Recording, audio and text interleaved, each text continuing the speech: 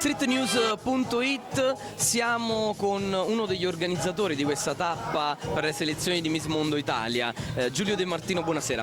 Buonasera a tutti i fan di Street News e a questa bellissima serata all'insegna della bellezza e anche del divertimento, visto che ci sarà anche un po' di intrattenimento durante la serata. E speriamo vinca la migliore, la più bella, che poi passerà alle finali regionali e poi nazionali. Eh sì, stasera ci sarà poi la consegna di diverse fasce per tutti coloro che approderanno alla fase successiva, che andranno avanti. Volevo anche salutare il mio socio collaboratore Umberto Fusco, che ci teneva che lo menzionassi in questa intervista.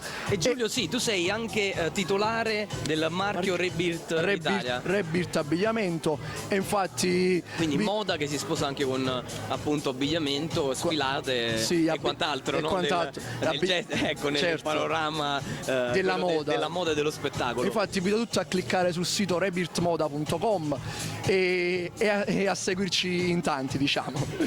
Ti ringraziamo. Grazie a voi, caro Giulio De Martino, grazie per essere stato qui a streetnews.it. Buonasera.